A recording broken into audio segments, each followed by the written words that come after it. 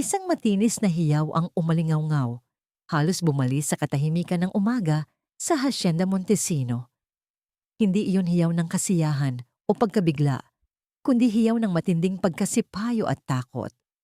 Agad na sumunod ang ugong ng mga tumatakbong paa at pagkaraan ng ilang sandali, bumukas ng maluwag ang marangyang mulabi na pinto ng pangunahing bahay. Isang babaeng nasa kalagitnaan ng edad, nakakuba ang balikat at gusot ang damit, ang sumambulat mula rito. Ang kanyang buhok ay nagulo. Ang mga mata ay nanlalaki sa pagkabigla at pagkahayok, para siyang tumakas mula sa isang masamang panaginip. Hindi na, hinding-hindi na ako babalik. Sumpa niya. Ang boses ay paos at halos hindi na marinig habang tumatakbo siya pababa sa malawak na hagdanan ng bato, palayo sa mansyon.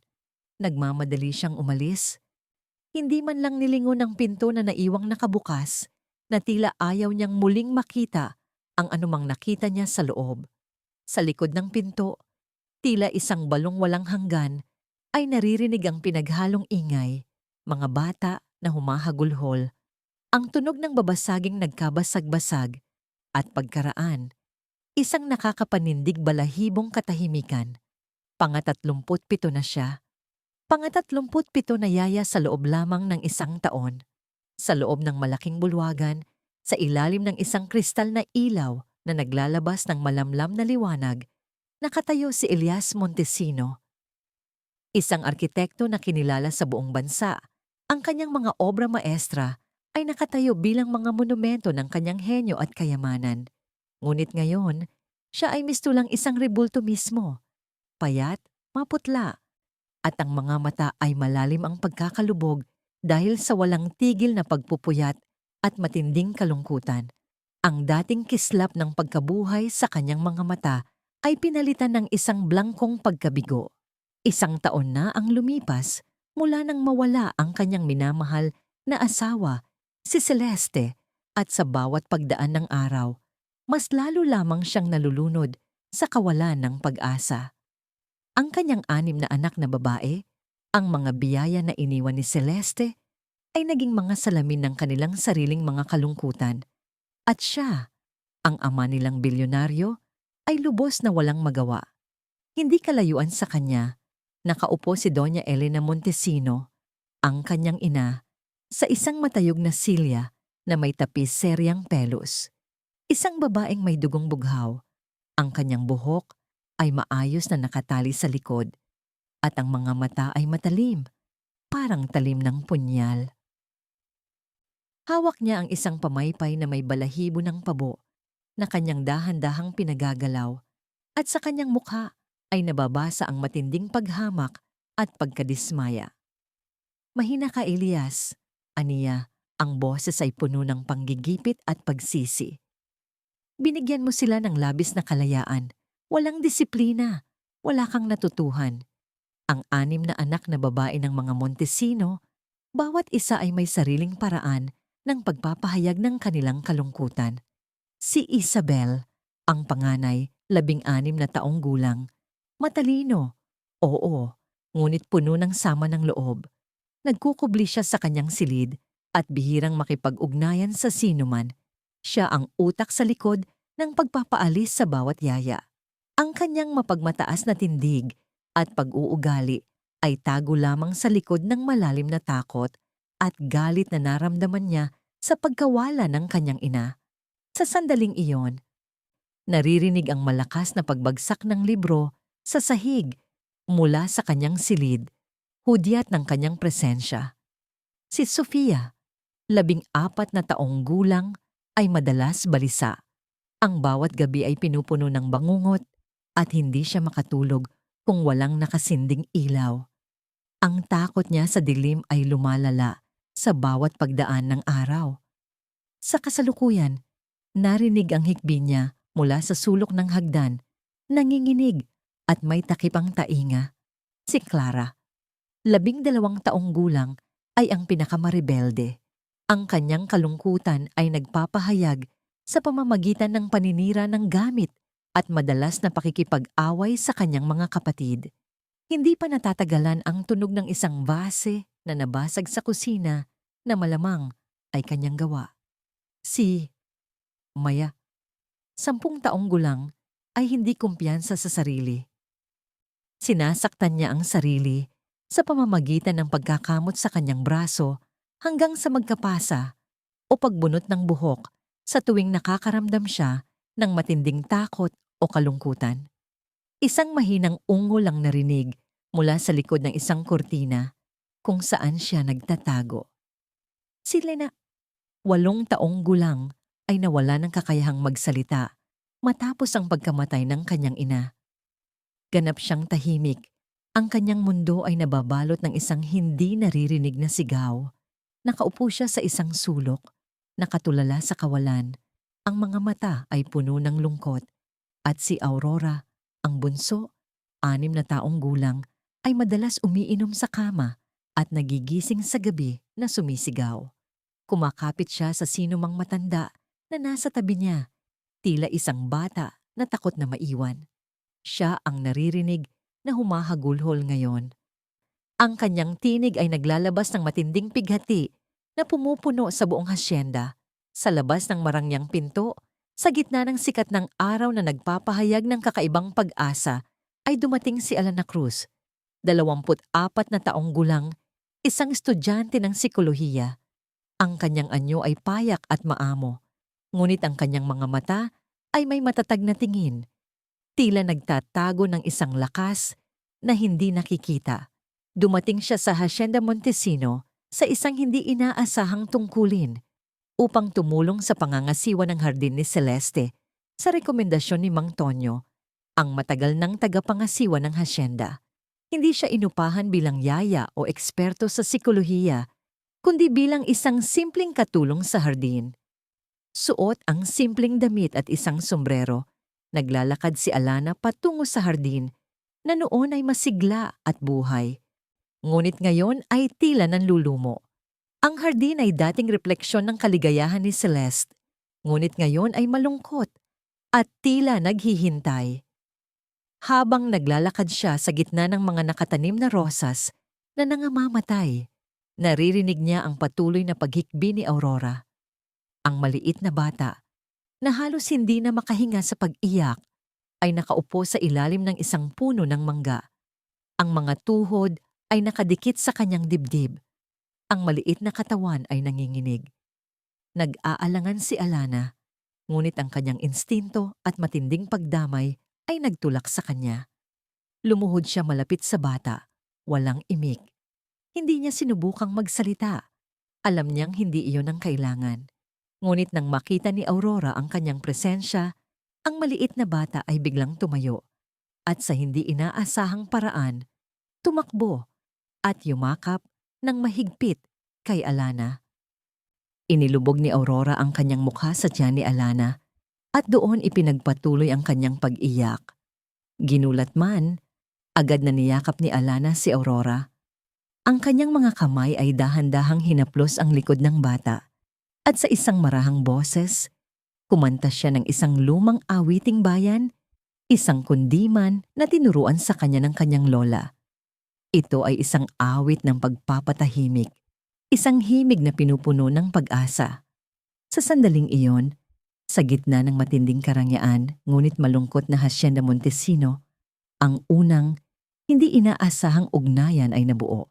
Isang haplos, isang yakap, isang awit, ang nagbukas ng isang maliit na bintana.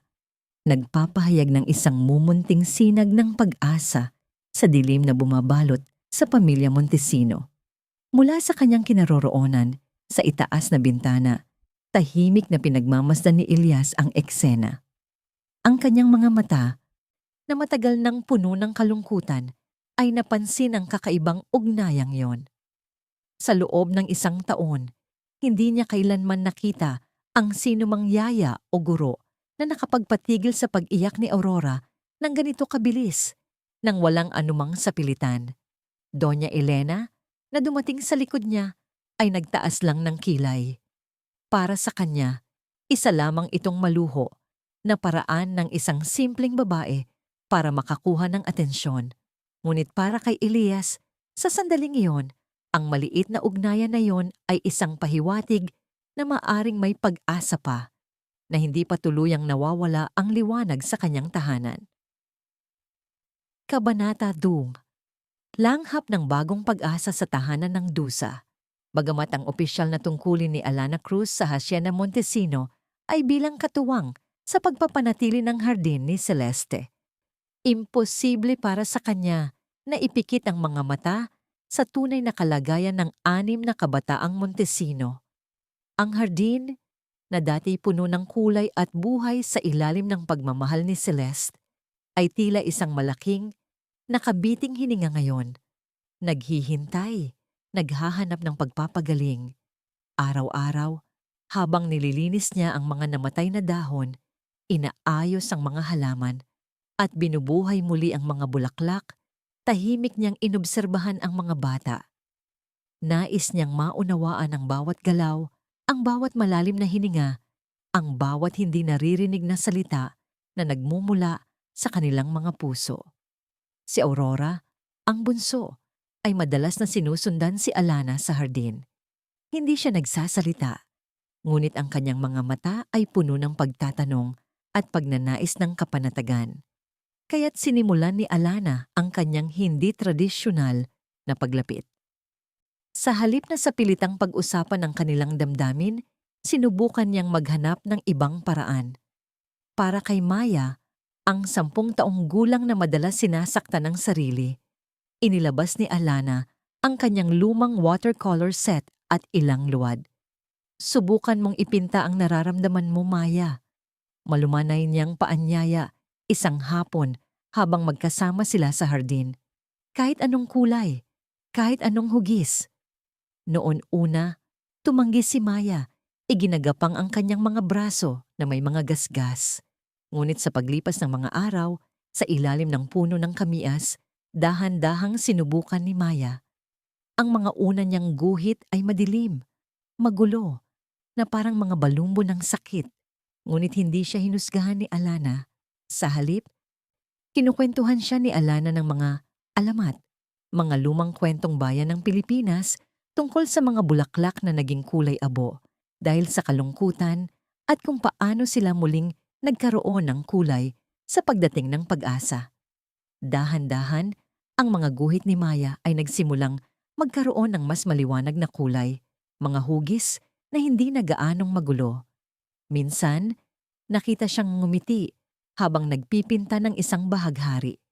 Para kina Lina at Aurora, ang mga oras sa hardin ay naging mga pagkakataon para sa mga kundiman at kwento. Ikinuwento ni Alana ang alamat ng pinya, Legend of the Pineapple, o ang alamat ng ampalaya, Legend of the Gourd, na may mga aral tungkol sa pagiging matulungin at pagtanggap ng sarili. Kinakantahan niya sila ng mga lumang awiting bayan, tulad ng Leron-Leron Sinta o Bahay Kubo, na nagdulot ng isang matamis na alaala ng pagkabata. Ang boses ni Alana, malumanay at punong-puno ng pagmamahal, ay tila bumabalot sa kanila ng isang kumot ng kapanatagan. Nakakagulat nagsimulang sumabay si Aurora sa mga galaw ni Alana habang kumakanta. At minsan, isang mahinang ang lumalabas sa lalamunan ni Lena, isang tunog na hindi narinig sa loob ng 1 taon. Si Clara, ang 12 taong gulang na puno ng enerhiya at pagre-rebelde, ay napansin ni Alana na madalas nakikipag-away sa kanyang mga kapatid. Hindi niya ito pinagalitan ng direkta. Sa halip, isang hapon, nakita ni Clara si Alana na nag-iisa sa damuhan, nakikisabay sa isang nakababatang tagapagsilbi at naglalaro ng patintero. Isang tradisyonal na laro ng paghabol at pag-iwas. Sa una, nagmamasid lamang si Clara, may paghamak sa kanyang mukha. Ngunit hindi nagtagal. Ang tunog ng tawanan at ang kaguluhan ng laro ay naging nakakaakit. Isang araw, nang walang nag-aanyaya, sumali si Clara. Ang kanyang mukha ay puno ng pagpapawis, ngunit sa kanyang mga mata, makikita ang isang kislap ng kagalakan na matagal nang nawala.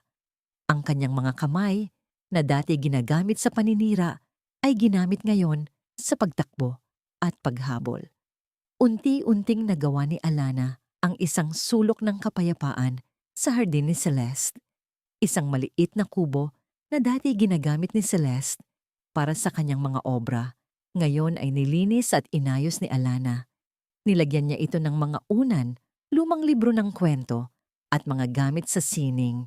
Ito ay naging lugar kung saan maaaring magtago ang mga bata, magbasa, o simpleng maupo at magkasama.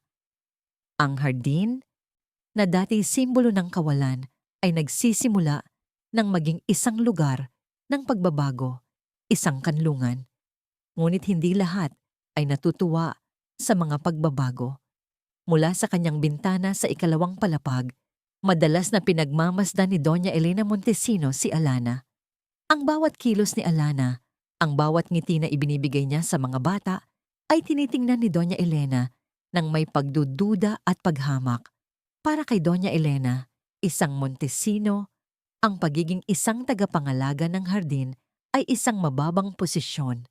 Ang isang babaeng mula sa simple at mahirap na pamilya ay walang karapatang makialam sa buhay ng pamilyang may dugong bughaw. Ang babaeng iyan ay lumalampas na sa kanyang mga hangganan.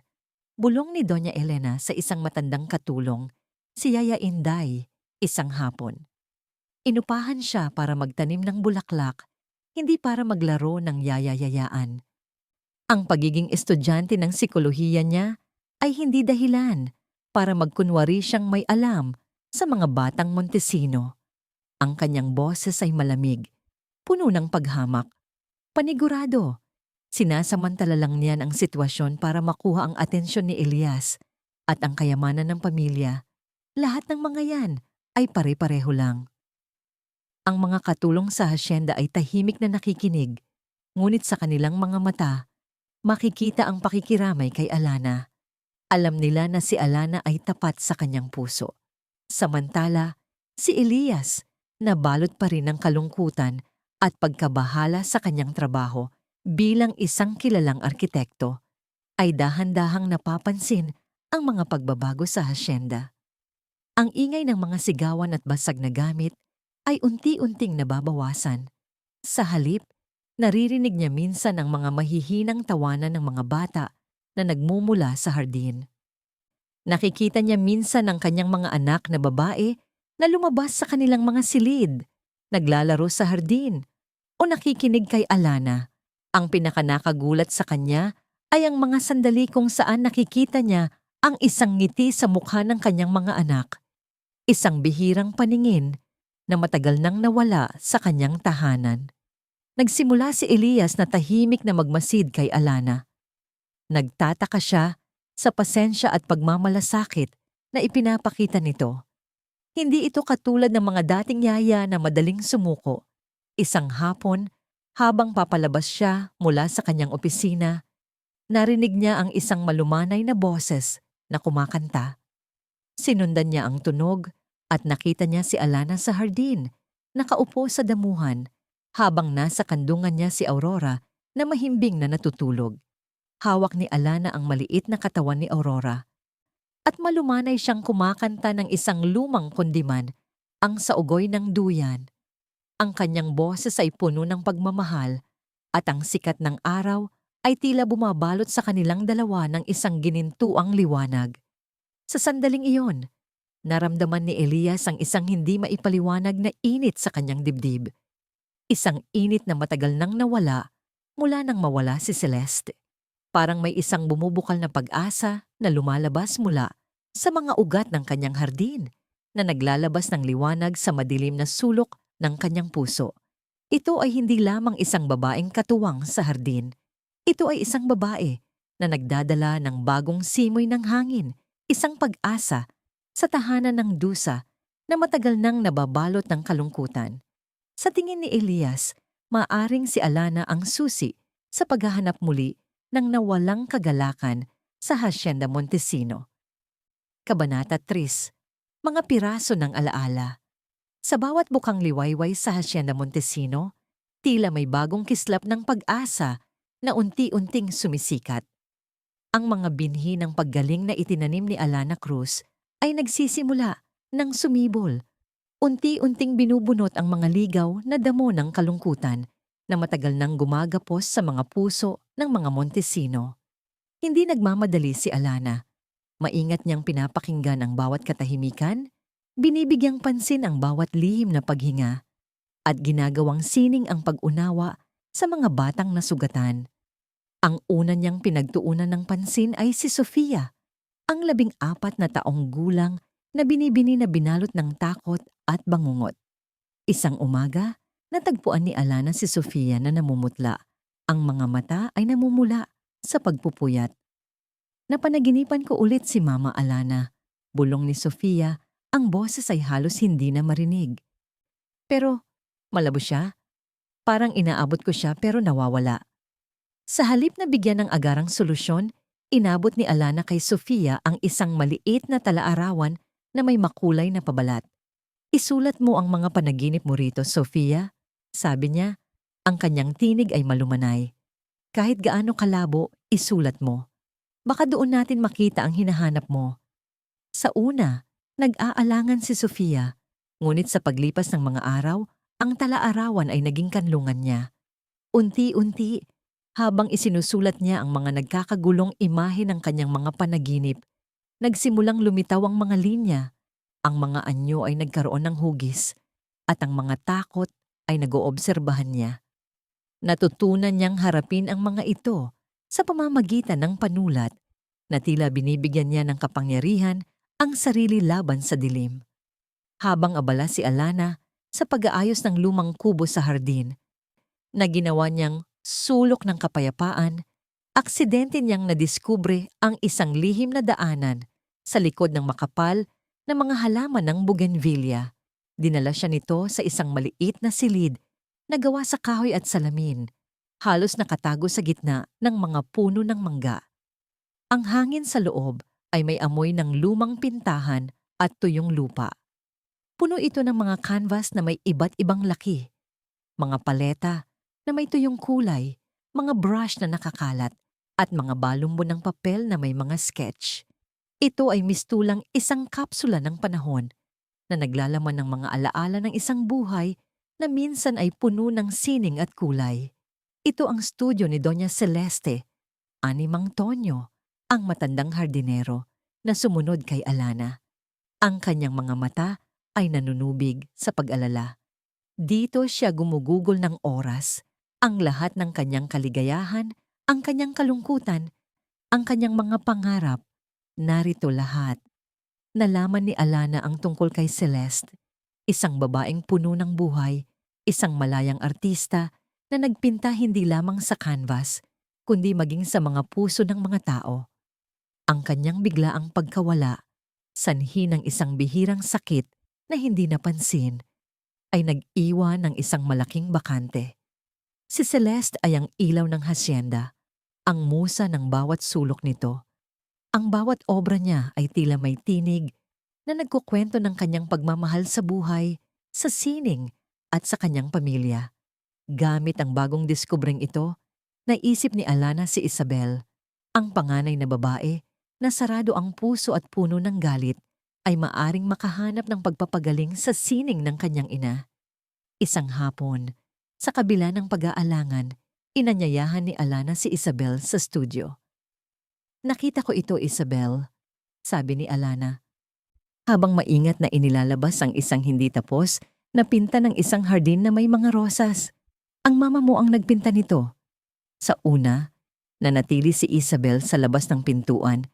Ang kanyang mukha ay puno ng paghamak. Hindi ako pintor. Aniya ang kanyang boses ay malamig. Ngunit ang kuryosidad ay mas malakas kaysa sa kanyang pagmamatigas.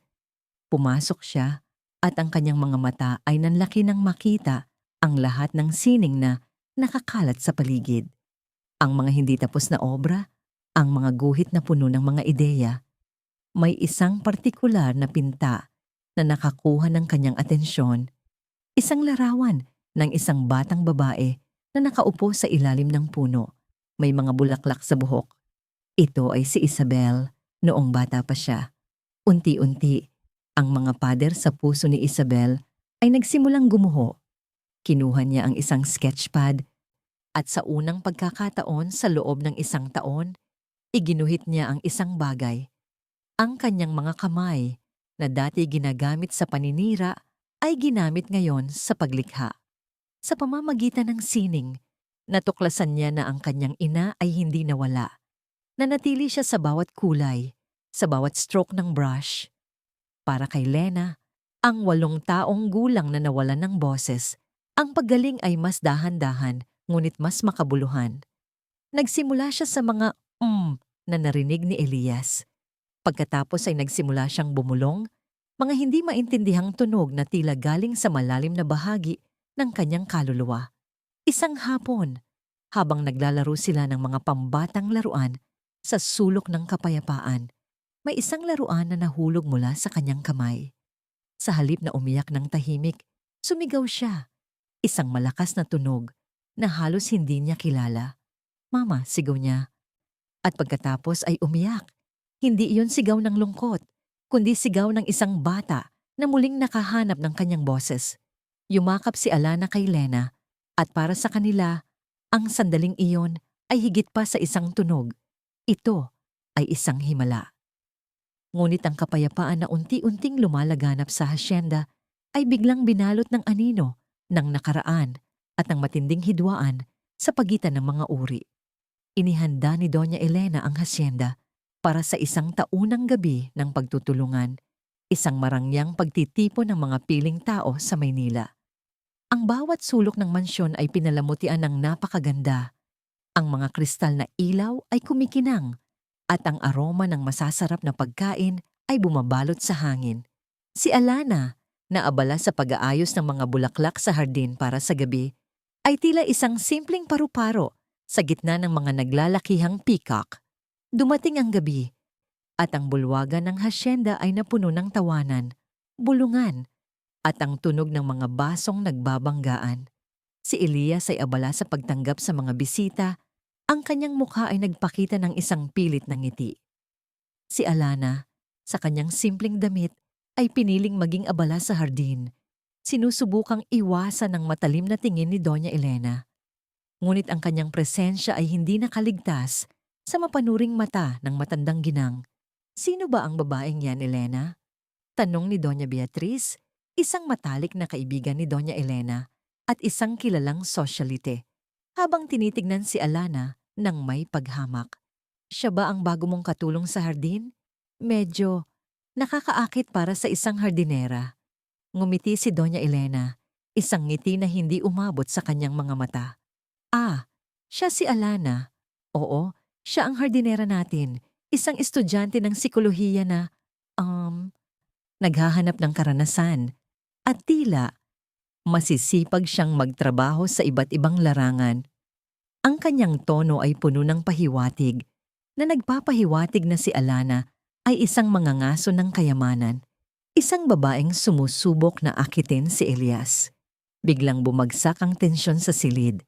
Ang mga bulungan ay lumakas at ang mga tingin ay bumaling kay Alana, na nanatiling kalmado, bagamat ang kanyang puso ay kumakabog ng malakas.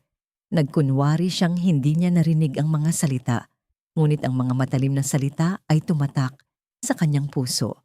Ang pagkabigo at galit ay bumabalot sa kanya, ngunit nanatili siyang matatag. Hindi ito nakaligtas sa pansin ni Elias. Mula sa kanyang kinaroroonan, nakita niya ang mukha ni Alana na biglang namutla at ang paraan ng pagbaba ng tingin ng mga bisita. Ang galit ay biglang sumiklab sa kanyang dibdib.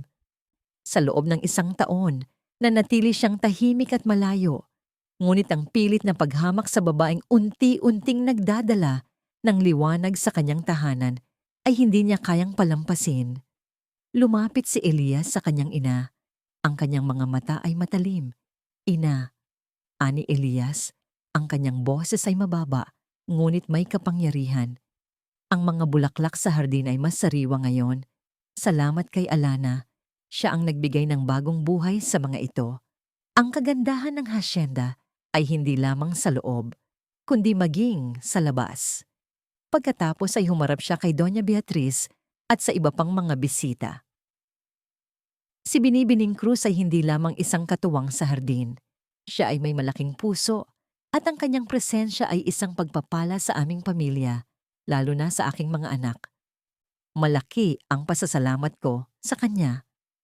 Ang mga salita ni Elias ay umalingaw-ngaw sa bulwagan, nagpapatahimik sa lahat. Ang mga bisita ay nagulat sa pagtatanggol niya kay Alana. Si Doña Elena ay nanigas. Ang kanyang mga mata ay nanlalaki sa galit. Ngunit sa ilalim ng lahat ng yon, may bahagi rin ng kanyang puso na nagulat. At marahil, nagsisimulang mag-alinlangan. Matapos ang insidente, lumabas si Alana sa hardin upang huminga. Hindi niya napansin si Elias na sumunod sa kanya. "Alana, maayos ka lang ba?" Tanong ni Elias. Ang kanyang boses ay puno ng pag-aalala. Tumingala si Alana. Ang kanyang mga mata ay puno ng luha na pilit niyang pinipigilan. "Ayos lang ako, Senyor Montesino." Aniya sinusubukang magpakatatag. "Elias," pagwawasto niya. "Tawagin mo akong Elias." Umupo si Elias sa tabi niya sa isang upuan sa hardin. "Patawarin mo ang aking ina." Ang kanyang mga salita, hindi ito patas. "Naiintindihan ko," bulong ni Alana. Ang pagkawala ni Doña Celeste ay nag-iwan ng malaking puwang sa lahat. Marahil, ganyan lang niya ipinapakita ang kanyang sakit. Sa mga sandaling iyon, ang mga pader sa pagitan nila ay unti-unting nagigiba. Nagbahagi si Elias ng kanyang kalungkutan, ang kanyang pakiramdam ng kawalan ng kapangyarihan bilang isang ama, ang kanyang pag-aalala sa kanyang mga anak. Ikinuwento niya ang pagmamahal niya kay Celeste, ang mga pangarap nilang magkasama. Nakinig si Alana ng buong puso at nagbahagi rin ng kanyang sariling mga karanasan sa pagkawala. Ang pagkawala ng kanyang nakababatang kapatid noong bata pa siya at kung paano siya nakakita ng paggaling sa pagtulong sa iba. Naramdaman ni Elias ang isang bagay na matagal nang nawala, ang kakayahang maging mahina, ang kapangyarihang magbahagi ng kanyang pasakit ng walang takot. Sa mga mata ni Alana, nakita niya ang pag-unawa, ang pagtanggap, at isang uri ng liwanag na matagal nang hinahanap ng kanyang kaluluwa. Ang pag-uusap nila sa ilalim ng buwan ay nagpatibay ng isang kakaibang koneksyon sa pagitan nila, isang koneksyon na higit pa sa paghanga o pasasalamat. Ito ay isang koneksyon ng dalawang kaluluwang nasugatan na unti-unting naghahanap ng paggaling sa piling ng isa't isa. Ang Hacienda Montesino ay hindi lamang unti-unting gumagaling. Ito ay nakakakita ng isang bagong simula, isang bagong pag-asa sa gitna ng mga piraso ng alaala. Kabanata 4, ang gabi ng lagim sa hasyenda. Ang mga mumunting butil ng pag-asa na unti-unting lumalaganap sa Hacienda Montesino ay tila isang babasagin na salamin na nakalatag sa manipis na yelo, at isang maling galaw lamang ay maaaring maging sanhi ng malaking pagkabali. Sa likod ng mga ngiti at paggaling na unti-unting lumalabas, naroon pa rin ang mga sugat na hindi pa tuluyang naghihilom, lalo na sa puso ni Isabel. Ang 16 na taong gulang na dalagita ay nananatili pa ring biktima ng kanyang sariling mga takot at ang mga anino ng nakaraan. Isang hapon, pagkatapos ng klase ng sining kasama si Alana, nanatili si Isabel sa studio ng kanyang ina. Bagamat may bahagi ng kanyang puso na bumubukas sa sining, hindi pa rin niya lubos na matanggap ang lahat ng pagbabago. Nakaupo siya sa isang sulok. Nagpipinta ng isang larawan ng kanyang ina nang bigla niyang marinig ang boses ni Doña Elena mula sa hardin. Kausap si Doña Beatriz. Akala ni Isabel ay malayo ang kanilang pinag-uusapan, kaya hindi niya binigyan ng pansin. Ngunit nang marinig niya ang kanyang pangalan at ang pangalan ni Alana, bigla siyang nagtago sa likod ng makapal na kurtina. "Alam mo, Beatriz," bulong ni Doña Elena, ang kanyang boses ay puno ng paghamak. "Ang babaeng iyan, si Alana, ay napakatuso. Gumagawa siya ng paraan para makuha ang mga bata. At si Elias, tila nabubulag na rin." Ang bawat salita ay tinusok si Isabel. Tumawa si Doña Beatriz, isang matalim na tawa. Tignan mo nga naman, Elena. Parang isang madrastang uhaw sa kayamanan. Matapos ang lahat ng ginawa ni Celeste, para sa pamilyang yan, ang isang simpleng hardinera ang magpapalit sa kanya. Nakakahiya. Gaya nga ng sabi ko, dagdag ni Doña Elena, mga mapanlinlang na babae, may mga pangarap na maging Doña Montesino, pero hindi mangyayari iyan habang ako ang nandito. Hindi ko hahayaan na ang kayamanan ng pamilya ay makuha ng isang simpleng probinsya na. Ang bawat salita ay parang kutsilyo na bumaon sa puso ni Isabel. Ang kanyang mga kamay ay nanginginig. Madrasta, uhaw sa kayamanan. Ang mga salitang iyon ay umalingaw-ngaw sa kanyang isip, muling nagbubukas ng mga sugat na sinubukan niyang itago. Ang takot na mapalitan ang kanyang ina, ang takot na mawala ang lahat ng alaala ni Celeste, ay biglang bumalik, mas matindi kaysa dati. Ang pagiging bukas niya kay Alana ay tila isang pagkakanulo sa kanyang sariling ina.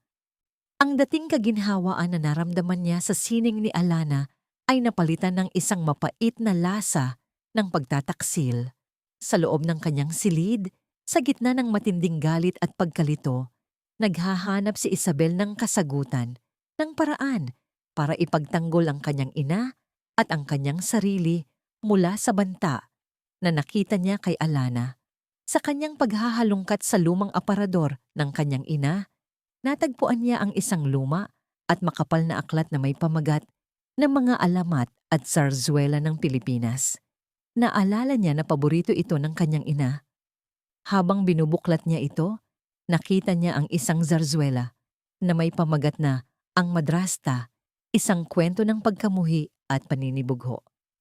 Ang kwento ay tungkol sa isang masamang madrasta na umagaw ng pagmamahal ng ama sa kanyang mga anak at sinubukang sirain ang mga alaala ng namatay na ina. Biglang nagkaroon ng isang ideya si Isabel, isang masamang ideya na pinaglihi sa galit at takot. Kung hindi niya kayang direktang labanan si Alana, gagamitin niya ang kwento para babalaan ang kanyang mga kapatid, para ipaalam sa kanila ang panganib. Kinabukasan, sa hardin, habang nagtitipon ang mga bata kasama si Alana para sa kanilang karaniwang oras ng pagbabasa at paglalaro, lumapit si Isabel. Ang kanyang mga mata ay matalim. Mayroong kakaibang kislap ng panlilinlang. May bagong kwento ako. Aniya, ang kanyang boses ay puno ng pananakot, ngunit may bahid ng tamis. Isang kwento tungkol sa isang madrasta, isang masamang madrasta. Nagtaka si Alana, ngunit hindi niya pinigilan si Isabel. Umaasang ito ay isa lamang paraan ng bata upang ipahayag ang kanyang mga damdamin. Umupo ang mga bata sa paligid. Habang si Isabel ay nagsimulang magsalaysay, ang kanyang boses ay unti-unting nagiging mas madilim. Ang kanyang mga kilos ay mas dramatiko. May isang masamang babae, panimula niya, na dumating sa isang bahay. Hindi siya ang nanay, pero pinilit niya ang kanyang sarili. Nagsinungaling siya, nagpanggap siyang mabait. Pero sa likod ng lahat ng yon, ang nais lang niya ay ang lahat ng kayamanan at ang lahat ng pagmamahal. Para sa kanya, ang mga bata ay sagabal lang. Si Maya ay nagsimulang manginig. Ang kanyang mga kamay ay kusang kinakamot ang kanyang braso. Si Clara ay tumahimik. Ang kanyang mukha ay puno ng pagkabahala. Ang dating sigla ay nawala. Si Lena, nakakasimula palang magsalita, ay biglang nanahimik muli. Ang kanyang mga mata ay lumaki sa takot na tila muling pinatahimik ng masamang espiritu. Ngunit ang pinakanag-aalala ay si Sofia at Aurora. Si Sofia, na madalas magkaroon ng bangungot, ay nagsimulang humikbi. Ang kanyang mga mata ay naghahanap ng kasagutan. At si Aurora, ang bunso, na kanina lang ay masigla at nakayakap kay Alana, ay biglang yumakap ng mahigpit. Ang kanyang mga mata ay puno ng luha, na tila ayaw na niyang bitawan si Alana. Ngunit ngayon ay may kasamang takot at pagkalito. Pagkatapos, patuloy ni Isabel, ang kanyang tingin ay nakatuon kay Alana, na tila nagbibigay ng matinding akusasyon. Ang madrasa na iyon ay sinubukan ng lahat, para sirain ang mga alaala ng tunay na ina. Sinabi niya na ang tunay na ina ay nakalimutan na ang kanyang mga alaala ay dapat nang ibaon. Biglang tumayo si Sofia, ang kanyang mga mata ay nanlalaki sa takot. Hindi, hindi totoo yan. Hindi namin makakalimutan si Mama. Sigaw niya, ang kanyang boses ay puno ng pighati. Nagsimulang humikbi si Aurora na para bang nakakita ng isang multo. Ang mga bata ay nagkagulo, umiiyak at sumisigaw. Nagulat si Alana sa biglaang pagbabago. Sinubukan niyang palubagin ang loob ng mga bata, ngunit huli na. Ang binhi ng takot ay naitanim na. Isabel, anong ginawa mo? Tanong ni Alana. Ang kanyang boses ay malumanay, ngunit puno ng pagkabahala. Ngunit si Isabel ay hindi na sumagot. Nakita niya ang epekto ng kanyang mga salita sa mga kapatid niya. Ang matinding takot at pagkalito. Nakita niya ang luha ni Aurora, ang hikbi ni Sofia. Ang matinding galit na naramdaman niya kanina ay biglang napalitan ng isang matinding pagkabigla at pagsisisi. Ang kanyang puso ay nabalot ng pakiramdam ng kasalanan at matinding kalungkutan. Ano ang ginawa niya? Bakit niya sinaktan ng kanyang mga kapatid? Ang ingay ng mga iyak ng kanyang mga kapatid ay umalingaw-ngaw sa kanyang konsensya. Sa matinding kawalan ng pag-asa, tumakbo si Isabel. Papalayo sa mga bata, papalayo kay Alana, papalayo sa sarili niyang mga pagkakamali. Nagkulong siya sa kanyang silid at sa loob ng maraming oras, narinig ang kanyang tahimik na pag-iyak. Ang kanyang isip ay gulong-gulo. Pakiramdam niya, pinagtaksilan niya ang kanyang ina, sinaktan ng kanyang mga kapatid, at wala siyang silbi. Ang lahat ng paggaling na naranasan niya ay tila nawala. Ang kanyang sarili ay naging isang kaaway. Sa gitna ng kanyang kawalan ng pag-asa, nakita niya ang isang maliit na bote na nakatago sa ilalim ng kanyang kama. Isang luma at malabo na bote ng gamot. Ito ay ang lumang gamot sa pagtulog ni Celeste na nakalimutan na niyang itapon. Isang masamang ideya ang biglang pumasok sa kanyang isip, isang ideya na tila ang tanging paraan para matapos ang lahat ng sakit. Matatapos na ang lahat, bulong niya sa sarili, ang kanyang boses ay basag, puno ng pighati. Sa paglubog ng araw, habang ang hasyenda ay binabalot ng dilim at ng patuloy na ingay ng mga umiiyak na bata sa loob ng bahay, palihim na lumabas si Isabel. Hindi siya nagdala ng anumang gamit, tanging ang bote ng gamot sa kanyang bulsa. Tumakbo siya, hindi sa hardin na simbolo ng pag-asa, kundi sa likod ng hasyenda, sa madilim at masukal na kagubatan na nagsisimula sa likod ng bakod. Alam niya ang lugar na yon. May isang malalim na bangin sa dulo ng kagubatan, isang lugar na lagi nilang ipinagbabawal na puntahan noong bata pa sila. Ngayon, sa kanyang isip, ito ang magiging katapusan ng lahat. Sa loob ng bahay, natuklasan ni Elias ang pagkawala ni Isabel nang umakyat siya para kausapin ang anak matapos ang kaguluhan. Ang pintuan ng silid ni Isabel ay nakabukas, ang kama ay wala na ang kanyang kumot, at ang bintana ay nakabukas, na tila isang bukas na paanyaya sa kalungkutan. Isabel! Sigaw niya. Ang kanyang boses ay puno ng takot. Ang kanyang puso ay biglang kumabog ng matindi, higit sa takot na naramdaman niya noong namatay si Celeste. Sa isang iglap, nabalot ng matinding pagkabahala ang buong Hacienda Montesino. Ang mga tagapagsilbi, ang mga hardinero, at ang mga gwardya ay nagmamadaling naghanap. Si Elias ay lumabas. Ang kanyang mukha ay namumutla sa matinding takot. Ang dating kisig ay nawala. Si Alana, na abala sa pagpapatahimik kina Sofia at Aurora, ay biglang naramdaman ang isang kakaibang kutob. Naalala niya ang biglaang pagtakbo ni Isabel at ang kanyang mga salita. Nasaan ang mga sketch ni Isabel, Elias? Tanong ni Alana habang nagmamadaling naghahanap ng pahiwatig. Ang mga larawan niya, saan niya ito iniiwanan? Nasa studio niya sa hardin, bakit? Sagot ni Elias habang nagmamadaling nagtatanong sa mga gwardya. Dali-daling tumakbo si Alana patungo sa studio. Sa loob, sa ilalim ng kanyang pinakamamahal na pinta ng kanyang ina, nakita niya ang isang punit-punit na sketchpad. Isang larawan ng isang batang babae na nag-iisa, nakaupo sa isang madilim na sulok na tila binabalot ng isang halimaw ng kalungkutan. Sa likod ng sketch, may isang maliit na linya na nakasulat, "Kaya ko nang mag-isa, magiging ligtas na ang lahat." Sa kabilang bahagi, isang guhit ng isang puno, at sa ilalim nito, isang simbolo na nagpapahiwatig ng bangin. Ang mga piraso ng papel ay parang mga pahina ng kanyang nawawalang kaluluwa. Agad na naintindihan ni Alana. Ang kagubatan, ang bangin. "Elias, ang kagubatan!" Sigaw ni Alana habang tumatakbo papalabas. Ang kanyang puso ay kumakabog ng matindi. Ang bangin. Kailangan natin siyang hanapin doon. Nagmamadaling sinundan ni Elias si Alana, kasama ang ilang gwardya at hardinero. Ang dilim ng gabi ay mas lalo pang lumalalim. Ang mga tunog ng gabi ay tila nagdaragdag sa tensyon. Ang bawat huni ng kuwago ay parang hudyat ng masamang balita. Bawat yapak ay puno ng pag-asa at takot. Ang pag-ulan ay nagsimula na, ginagawang mas madulas ang daanan at mas mahirap ang paghahanap, ngunit hindi sila sumuko.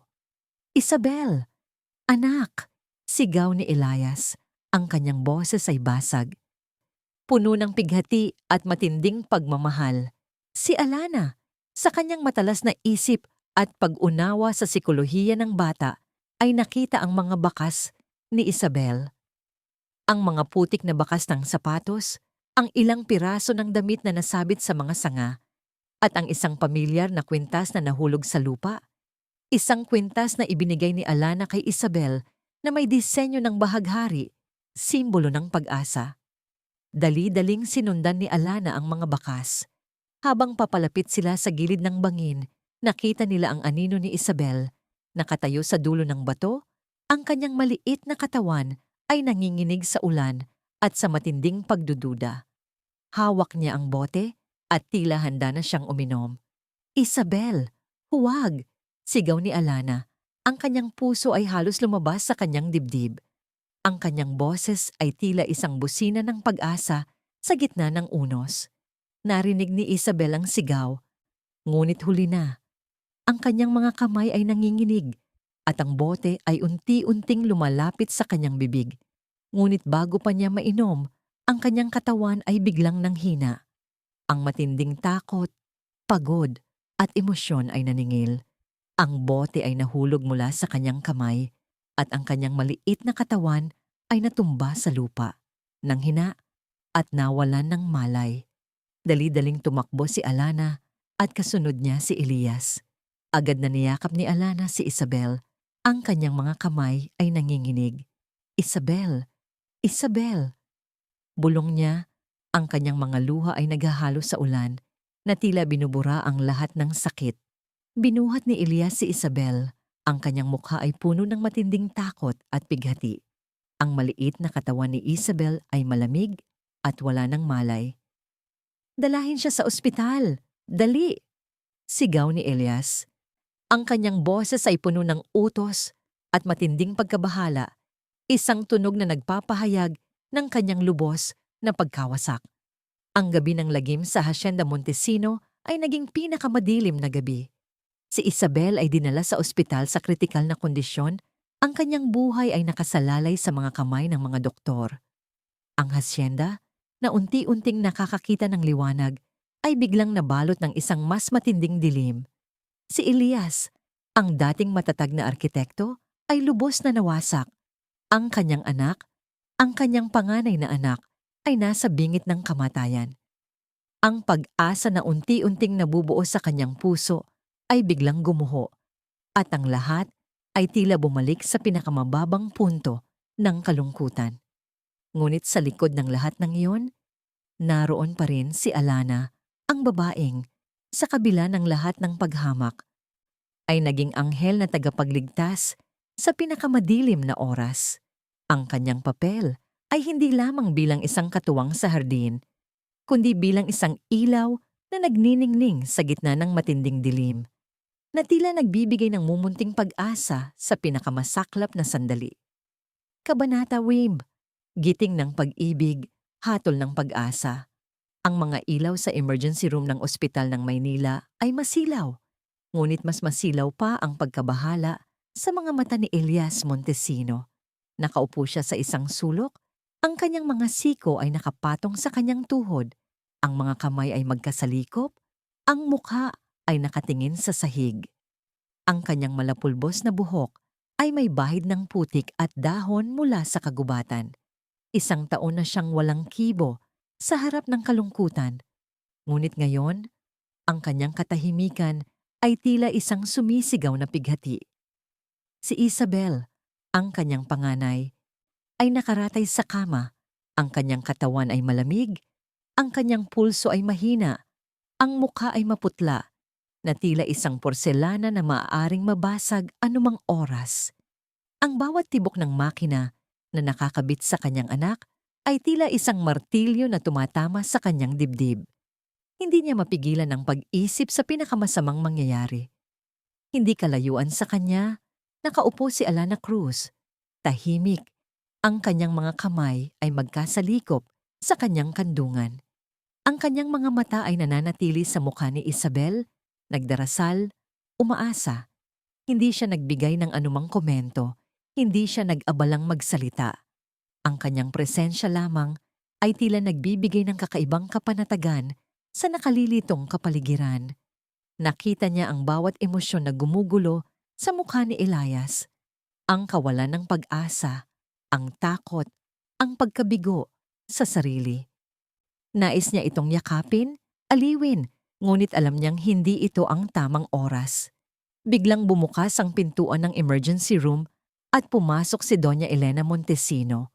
Suot pa rin ang kanyang eleganteng damit mula sa hapunan, ngunit ang kanyang buhok ay medyo nagulo at ang kanyang mga mata ay may bahid ng pagod at takot. Kahit na sinusubukan niyang itago ito sa likod ng kanyang matigas na mukha, ang kanyang mga kamay ay nanginginig ng bahagya habang mahigpit niyang hawak ang kanyang purse. Ang pag-aalala para sa kanyang apo ay hindi niya lubos na maitago, ngunit ang kanyang pagmamalaki ay mas nangingibabaw pa rin. Lumapit siya sa kama ni Isabel at pagkatapos ay bumaling ang kanyang tingin kay Elias. Elias, ano ang nangyayari dito? Aniya, ang kanyang boses ay malamig at puno ng paninisi, ngunit may bahid ng takot. Paano nangyari ito? Sinabi ko na sa'yo, kailangan ng disiplina ng mga batang yan. Ngayon, tignan mo. Bago pa man makasagot si Elias, bumaling ang tingin ni Doña Elena kay Alana. Ang kanyang mga mata ay matalim, puno ng paghamak. At ikaw, anya, ang kanyang boses ay tumaas ng bahagya at nagsimulang umalingaw-ngaw sa tahimik na silid. Ikaw ang nagdala ng lahat ng gulo na ito sa aming pamilya. Hindi ka inupahan para makialam sa mga bata. Tingnan mo ang ginawa mo. Ang kaguluhan na ito ay dahil sa iyo. Ikaw ang nagtanim ng mga masasamang ideya sa isip ni Isabel. Ikaw ang nagwasak ng aming tahanan. Ang mga salita ni Doña Elena ay parang sampal sa mukha ni Alana. Ngunit nanatili siyang kalmado. Ang kanyang mga mata ay nananatili sa mukha ni Isabel at pagkatapos ay sa mukha ni Elias. Pakiramdam niya ay may gumulugod na galit sa kanyang dibdib. Ngunit nanatili siyang matatag. Para kay Elias, iyon na ang huling patak. Ang matagal na niyang pinipigilang pagdurusa, ang pasakit ng pagkawala ni Celeste, ang pagkabigo sa kanyang sarili bilang ama, at ngayon, ang halos pagkawala ng kanyang panganay ay nagtulak sa kanya sa bingit. Ang mga salita ng kanyang ina, na matagal nang pumipigil sa kanya, ay ngayon ay naging mitsa sa isang malaking pagsabog. Dahan-dahang tumayo si Elias, ang kanyang mga mata ay matalim, mas matalim pa kaysa sa mga mata ng kanyang ina. Humarap siya kay Doña Elena, ang kanyang tindig ay matatag, puno ng kapangyarihan na matagal nang nawala. Tama na, Ina! Sigaw niya. Ang kanyang boses ay malakas, puno ng giting na umalingawngaw sa buong emergency room. Lahat ng naroroon ay biglang tumahimik, maging ang mga doktor at nurse ay napalingon. Tama na sa mga paninisi mo. Patuloy ni Elias. Ang kanyang boses ay nanginginig sa galit at pighati. Hindi ito kasalanan ni Alana. Ang lahat ng ito ay resulta ng mga haka-haka mo, ng mga judgments mo, ng mga paghamak mo sa kanya dahil lang sa hindi siya kabilang sa mga uri mo. Ikaw ang nagtanim ng pagdududa sa isip ni Isabel. Ikaw ang nagpuno sa puso ng mga bata ng takot at pagkalito. Hindi niya sinasadya ang mga sinabi niya. Ang naririnig niya ay ang mga salita ninyo, ang mga paghamak ninyo. Ang mukha ni Doña Elena ay namutla. Ang kanyang mga mata ay nanlalaki sa gulat. Hindi pa kailanman siya nakita ni Elias na ganoon kagalit, ganoon kadesidido. Para sa iyo, ina, ang mahalaga ay ang apelyido, ang yaman, ang mga pamantayan ng lipunan. Pero para sa akin at sa mga anak ko, ang mahalaga ay ang kanilang kaligayahan, ang kanilang kapayapaan. At si Alana, siya ang nagbigay ng kapayapaan sa kanila. Siya ang nagbigay ng pag-asa sa bahay na puno ng lungkot. Siya ang bumubuo ng mga sirang bahagi ng puso ng aking mga anak na ikaw mismo ang gumagawa ng mga bitak. Hinawakan ni Elias ang kanyang ina sa braso. Ang kanyang tingin ay puno ng pighati. Ina, hindi mo ba nakikita? Ginagawa mo ang parehong pagkakamali na ginawa mo sa akin, sa amin ni Celeste. Palagi mo siyang hinuhusgahan, palagi mo siyang kinokontrol, palagi mo siyang pinipilit na maging ang nais mo.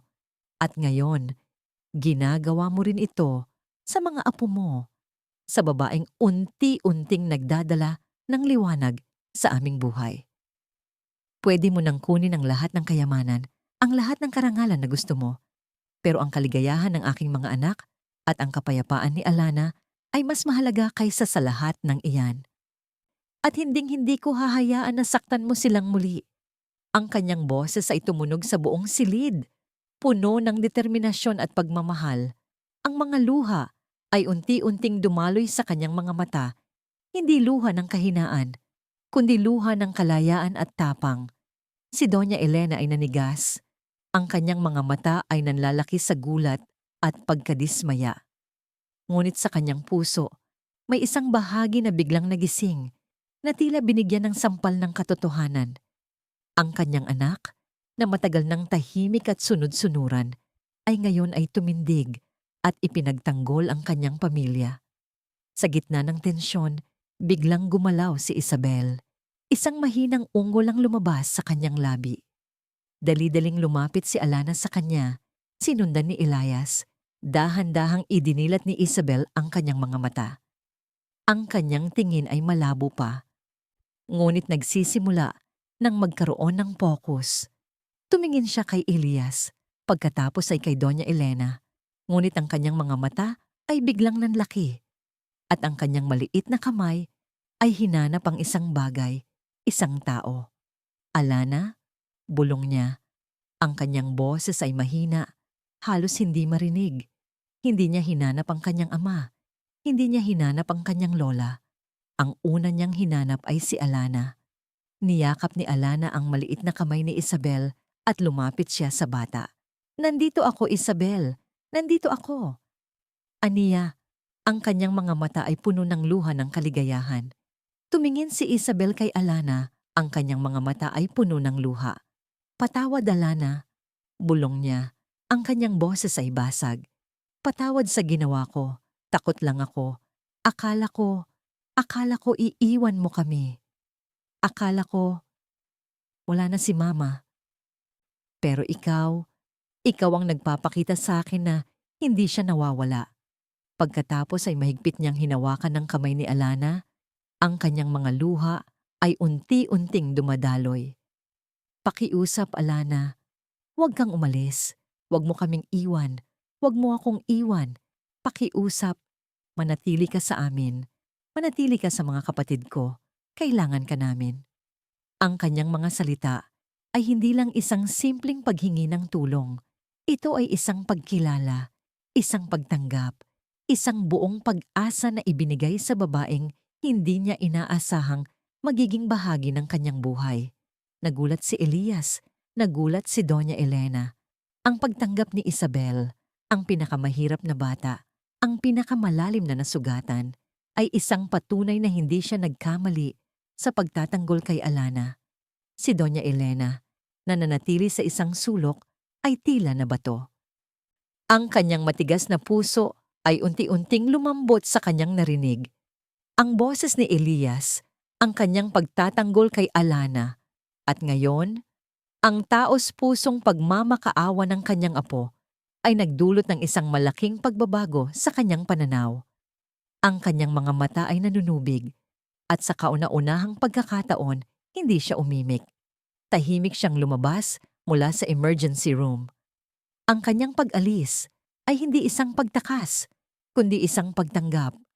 Ang kanyang mukha ay puno ng matinding pagkadismaya, ngunit sa kanyang mga mata, may isang bahagi na nagsisimulang mag-alinlangan, nagsisimulang magtanong sa sarili. Ang kanyang pagmamalaki ay nabali. Ang kanyang mga paghuhusga ay nawasak. Hindi niya nagawang talunin si Alana. Hindi niya nagawang kontrolin ang kanyang pamilya. Ngunit sa paglabas niya, may isang maliit na binhi ng pagbabago na unti-unting nagsisimulang sumibol sa kanyang puso. Isang pagbabago na dulot ng matinding pagmamahal at pagpapatawad. Sa loob ng emergency room, niyakap ni Alana si Isabel. Ang kanyang mga luha ay naghahalo sa mga luha ng bata. Si Elias ay lumapit sa kanila. Niyakap ang kanyang dalawang anak.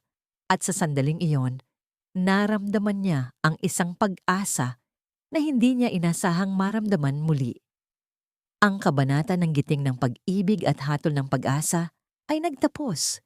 Nag-iiwan ng isang bagong pagbabago, isang bagong simula para sa pamilya Montesino. Ang mga pader ay nagigiba, ang mga puso ay unti-unting gumagaling, at ang isang bagong bukas na pintuan ay naghihintay para sa kanila. Kabanata 6. Ang binhi ng pag-asa ay sumisibol sa maliwanag na sikat ng araw na sumisilip sa bintana ng silid ospital ni Isabel. Tila nagdadala ito ng bagong buhay. Ang puting kumot, na dati simbolo ng kanyang pagkakaratay, ay ngayon ay naging isang malambot na kanlungan ng paggaling. Mabilis ang paggaling ni Isabel, hindi lamang sa kanyang katawan, kundi maging sa kanyang kaluluwa.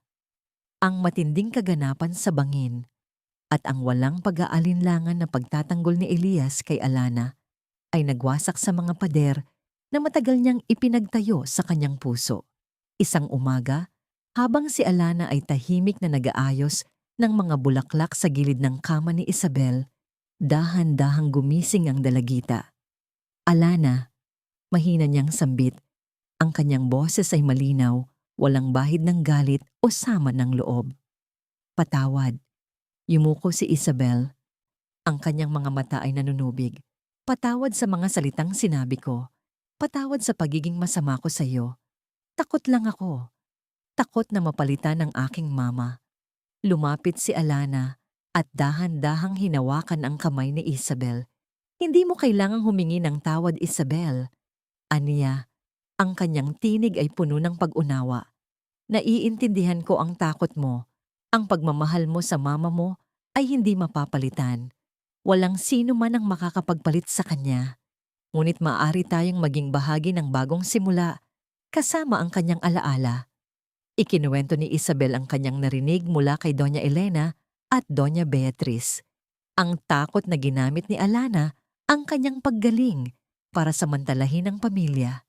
Ikinuwento niya ang sakit na naramdaman niya sa ideya na mabubura ang alaala ng kanyang ina. Nakinig si Alana ng buong puso, hindi nagbigay ng paghuhusga.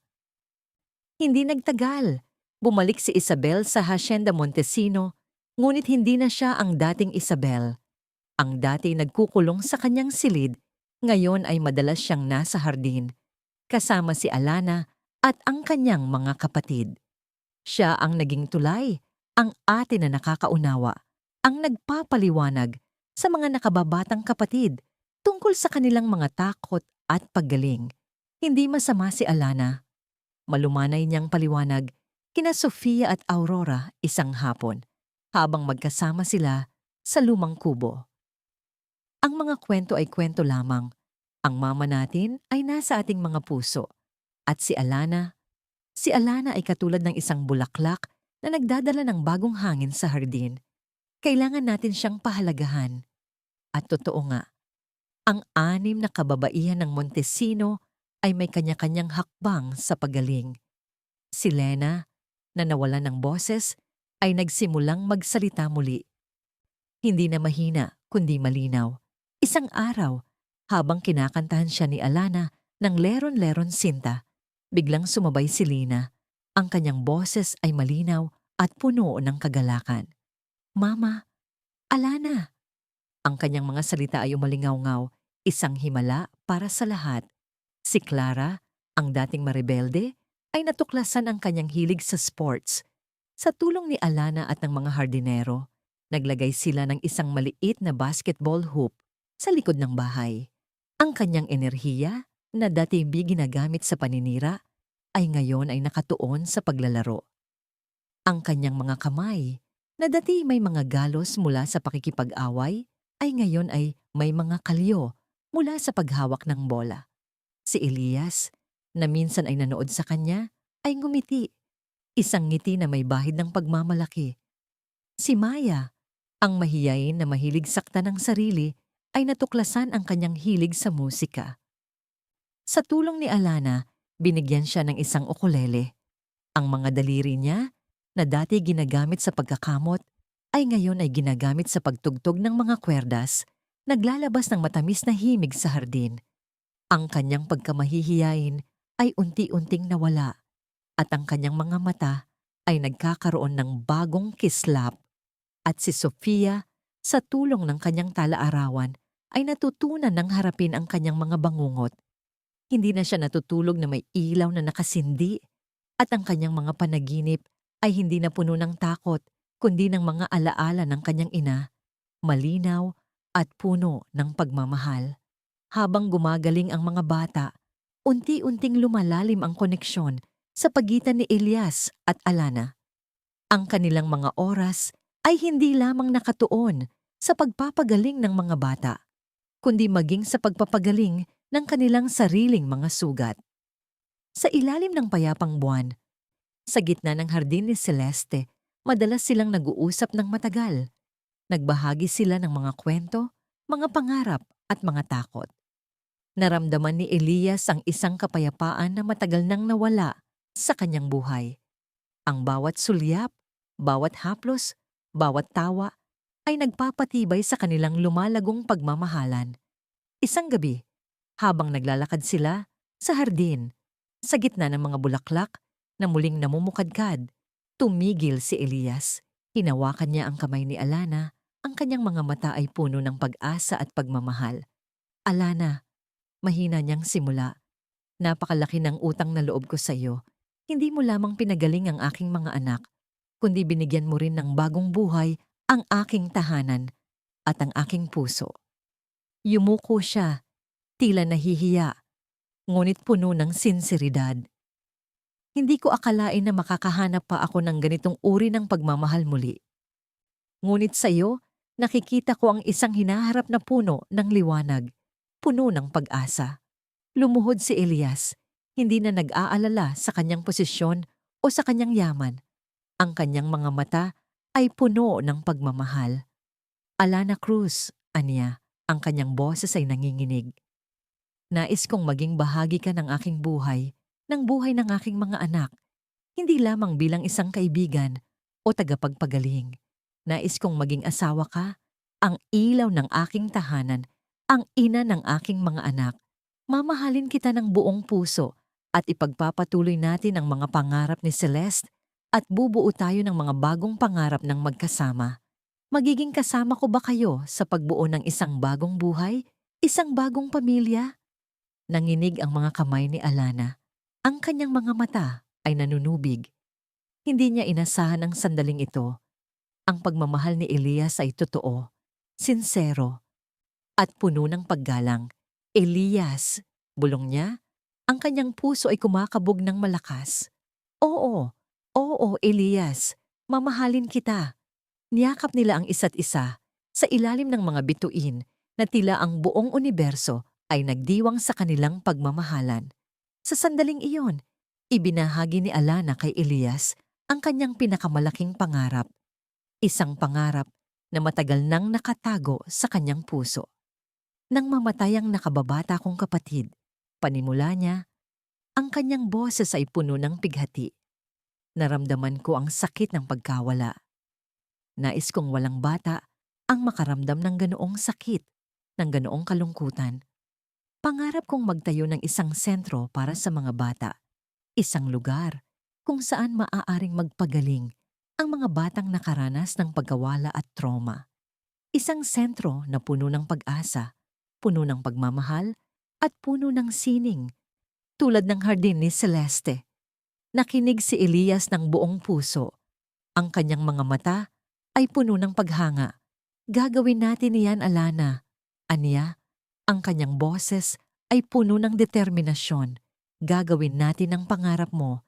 Hindi lamang ito magiging sentro para sa pagpapagaling ng mga bata, kundi magiging isang diwa rin ng pagmamahal ni Celeste. Bubuo tayo ng Sentro Celeste. At totoo nga, sa loob ng ilang buwan, sa tulong ng yaman at impluensya ni Elias, nagsimulang umusbong ang Sentro Celeste. Isang modernong sentro, ngunit puno ng init at ginhawa na idinisenyo upang maging isang kanlungan para sa mga bata. Ang pangalan nito ay hindi lamang isang pag-alaala kay Celeste, kundi isang pagbabago ng kanyang sakit sa isang diwa ng pag-asa at pagmamahal. Ito ay magiging isang lugar kung saan ang bawat sugat ay maaaring maghilom at ang bawat luha ay maaaring maging simula ng isang bagong ngiti. Sa kabila ng lahat ng kagalakan, tahimik na pinagmamasdan ni Doña Elena Montesino ang lahat ng pagbabago. Matapos ang insidente ni Isabel at ang matinding pagkatanggol ni Elias kay Alana, nagkaroon ng malaking pagbabago sa kanyang pananaw. Ang kanyang mga apo, na dati puno ng kalungkutan, ay ngayon ay masigla, puno ng buhay.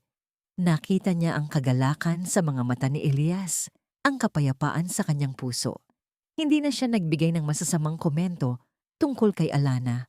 Sa halip, madalas siyang nakikita sa hardin, nakikipaglaro sa kanyang mga apo, o tahimik na nakikinig sa mga kwento ni Alana.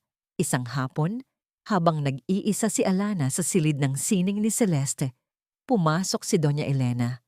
Hinawakan niya ang isang lumang kwintas, isang heirloom ng pamilya, na may disenyo ng isang rosas. Ito ay pag-aari ng ina ni Elias, aniya. Ang kanyang boses ay malumanay, walang bahid ng paghamak. Ibinigay niya ito sa akin at ibinigay ko ito kay Celeste. Ngayon, nararapat lamang na mapunta ito sa iyo, Alana. Ibinigay niya ang kwintas kay Alana. Ang kanyang mga mata ay puno ng luha. Patawad, Alana, bulong niya. Ang kanyang boses ay basag. Maraming beses kitang hinusgahan, maraming beses kitang sinaktan. Ngunit salamat sa iyo. Natutunan kong tignan ang mga bagay ng may pagmamahal, hindi lang sa labas. Nagulat si Alana. Hindi niya inasahan ang ganitong klase ng pagbabago. Niyakap niya si Doña Elena. At sa sandaling iyon, ang lahat ng pader ay nagigiba. Ang pagmamahal, ang pagpapatawad ay unti-unting lumaganap sa puso ng bawat isa. Ang kabanata ay may nagtapos. Nagiiwan ng isang malaking pagbabago. Ang binhi ng pag-asa ay sumibol at ang Hacienda Montesino, na dati nababalot ng kalungkutan, ay ngayon ay puno ng liwanag, puno ng pagmamahal at puno ng pag-asa. Kabanata C. Ang bagong bukang liwayway ng pamilya Montesino. Ang araw ay sumisikat sa Hacienda Montesino, hindi na may anino ng lungkot, kundi may dalang gintong pangako. Ang simoy ng hangin ay nagdadala ng halimuyak, ng sariwang bulaklak at ng bagong pag-asa. Ang buong hacienda ay tila bumangon mula sa mahabang panaginip at ang paggising nito ay puno ng buhay at kagalakan. Ang unang kaganapan na nagpapatunay sa bagong simula ay ang pagbubukas ng Sentro Celeste. Isang lugar na hindi kalayuan sa hasyenda. Sa loob pa rin ng malawak na lupain ng mga Montesino, nakatayo ang isang istrukturang may kulay gatas na pinalamutian ng mga makukulay na guhit at mural na iginuhit mismo ng mga Montesino girls. Ang disenyo nito ay bukas, maluwag, at puno ng natural na liwanag na dumadaloy mula sa malalaking bintana. Ang hardin sa paligid nito ay inspirasyon ng hardin ni Celeste. Puno ng mga makukulay na bulaklak, mga puno na nagbibigay ng lilim, at isang maliit na batis na umaagos ng payapa. Bawat sulok ay may kwento, bawat pader ay may sining, at bawat upuan ay may bakas ng pagmamahal. Sa araw ng pagbubukas, ang Sentro Celeste ay napuno ng mga tao, mga pamilya, mga kaibigan, mga miyembro ng komunidad, at syempre, ang buong pamilya Montesino. Si Elias, nakatayo sa tabi ni Alana. Ang kanyang mukha ay puno ng pagmamalaki at pagmamahal. Ang mga Montesino girls, suot ang mga simpleng puting damit, ay nagtatakbuhan sa paligid. Ang kanilang mga tawa ay umalingaw-ngaw sa buong sentro. Si Doña Elena, nakaupo sa isang upuan. Ang kanyang mukha ay may malumanay na ngiti. Ang kanyang mga mata ay nanonood ng may paghanga. Nang dumating ang oras ng pagbigkas ng talumpati, lumapit si Alana sa mikropono. Ang kanyang boses, na dati puno ng pag-aalangan, ay ngayon ay matatag at puno ng damdamin. Magandang umaga po sa inyong lahat. Panimula niya, ang kanyang mga mata ay lumilingap sa lahat. Ang Sentro Celeste ay higit pa sa isang gusali. Ito ay isang pangarap na binuo mula sa pighati at binuhay ng pag-asa. Ikinuwento niya ang tungkol sa kanyang kapatid na nawala, ang kanyang pagnanais na tulungan ang mga batang nasugatan, at kung paano ang kanyang pagdating sa Hacienda Montesino ay nagbukas ng daan para sa pangarap na ito. Ang pangalan ng sentro na ito ay Celeste. Patuloy niya, ang kanyang tinig ay nanginginig sa emosyon. Para sa isang babaeng puno ng buhay, puno ng sining, at puno ng pagmamahal, ang kanyang alaala ay hindi na isang sugat na bumabalot sa puso, kundi isang ilaw na nagbibigay inspirasyon sa atin. Sana, sa sentro na ito, ang bawat bata na dadaan ay makahanap ng paggaling, makakita ng pag-asa, at makaramdam ng pagmamahal. Pagkatapos ng kanyang talumpati, lumapit si Isabel sa mikropono. Ang kanyang mukha ay puno ng kumpiyansa. Ako po si Isabel Montesino. Anya, ang kanyang boses ay malinaw. Ako at ang aking mga kapatid ay minsan ding dumaan sa matinding sakit. Akala namin, walang katapusan ang lungkot.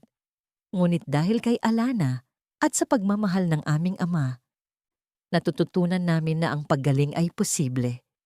Itinuro niya ang iba't ibang sulok ng sentro.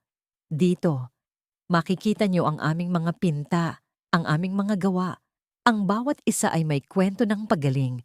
Ito po ang Sentro Celeste, ang aming tahanan ng pag-asa.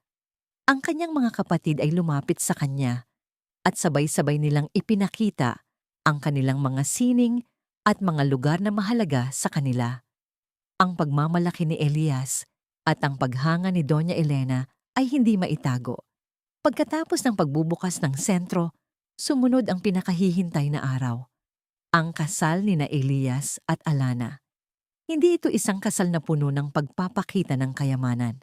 Sa halip, ito ay isang payak, ngunit puno ng pagmamahal na seremonya na ginanap sa hardin ng Hacienda Montesino, sa ilalim ng isang arko na pinalamutian ng mga puting rosas at sampagita. Na paboritong bulaklak ni Celeste. Ang hardin, na dati simbolo ng kanyang nawawalang presensya, ay ngayon ay naging isang lugar ng bagong pag-ibig, isang patotoo sa pagaling. Si Alana, suot ang isang simpleng puting bestida na gawa sa lokal na tela at pinalamutian ng mga burda ng Pilipino, ay naglalakad sa aisle. Ang kanyang braso ay nakahawak sa braso ni Mang Tonyo, na tila isang ama. Ang kanyang mga mata ay puno ng luha ng kaligayahan. Sa dulo ng aisle, naghihintay si Elias. Ang kanyang mukha ay puno ng pagmamahal na naghihintay sa kanya. Ang 6 na Montesino girls ay may kanya-kanyang papel sa kasal. Si Isabel, suot ang isang eleganting puting bestida. Ang kanyang buhok ay maayos na nakatali, ay ang ring bearer. Maingat na hawak ang mga singsing. Sina Sofia at Maya ay ang flower girls, naglalakad sa aisle. Nagwiwisik ng mga sariwang bulaklak. Sina Clara at Lena, kasama si Aurora, ay naglakad sa likod, hawak ang mahabang belo ni Alana. Ang kanilang mga mukha ay puno ng kagalakan, isang patunay ng kanilang pagtanggap sa bagong ina. Sa pagitan ng seremonya, ang 6 na babae ay lumapit sa harap at sabay-sabay silang kumanta ng isang lumang kundiman, ang Saugoy ng Duyan, isang kanta na minsan nilang inawit sa kanilang ina. At ngayon ay iniaalay nila kay Elias at Alana bilang pagkilala sa kanilang pagmamahal at paggaling. Ang kanilang mga boses ay puno ng pagmamahal at maraming luha ang dumaloy mula sa mga mata ng mga bisita, maging si Elias at Alana. Ngunit ang pinakamatindi at pinakamakasaysayang sandali ay nangyari sa huling bahagi ng seremonya. Habang nakatayo si Elias at Alana sa harap, biglang lumapit si Doña Elena. Ang kanyang mga mata ay may bahid ng luha, ngunit ang kanyang mukha ay puno ng matinding pagmamahal. Hawak niya ang isang lumang panyuelo o belo ng kasal, gawa sa pinong pinya fiber at may burdang perlas, ang heirloom ng kanilang pamilya na dating pag-aari ng ina ni Elias at pagkatapos ay ginamit ni Celeste. Lumapit siya kay Alana at dahan-dahang ikinabit ang belo sa ulo ni Alana. "Alana," bulong niya, ang kanyang boses ay nanginginig. "Hindi ko akalain na darating ang araw na ito. Marami akong pagkakamali, marami akong nasabi. Ngunit ngayon, nakita ko ang liwanag na dinala mo sa aming pamilya. Ibinibigay ko sa iyo ang pagpapala ng aming pamilya. Ikaw na ang bahagi ng aming buhay. Ikaw na ang ilaw ng aming tahanan." Pagkatapos ay niyakap niya si Alana, isang mahigpit na yakap, na tila tinatanggap niya na ang kanyang sariling anak. Ang sandaling iyon ay hindi lamang isang pagtanggap. Ito ay isang pagpapatawad, isang paghilom, at isang bagong simula para sa kanilang pamilya. Mula sa araw na yon, ang pamilya Montesino ay naging mas matatag at mas malapit. Si Alana ay hindi lamang isang ina-inahan. Siya ay isang tunay na ina, isang kaibigan, isang tagapayo, at isang tagapagpagaling sa bawat isa sa mga bata. Si Doña Elena ay naging mas malumanay. Madalas siyang makikita sa Sentro Celeste, nagbabasa ng kwento sa mga bata o nagtuturo ng pagbuburda sa mga pasyente ng sentro. Ang kanyang mga paghuhusga ay napalitan ng pag-unawa at ang kanyang pagmamalaki ay napalitan ng kababaang loob. Ang alaala ni Celeste ay nanatili sa kanilang mga puso. Hindi na bilang isang masakit na bakas, kundi bilang isang diwa ng pagmamahal na nagbibigay inspirasyon sa lahat. Ang Hacienda Montesino, na dating puno ng lungkot at katahimikan, ay ngayon ay puno ng tawanan, ng musika, at ng mga tawa ng mga bata. Ang mga hardin ay mas masigla kaysa dati. Ang mga bulaklak ay mas malago. Isang hapon, sa paglubog ng araw, ang buong pamilya Montesino ay nagtipon sa hardin ng hasyenda.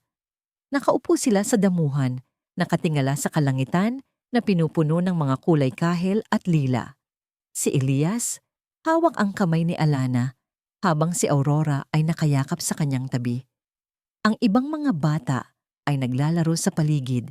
Ang kanilang mga tawa ay umalingaw-ngaw sa hangin. Si Doña Elena, nakaupo sa tabi ni Isabel, ang kanyang mukha ay puno ng kapayapaan.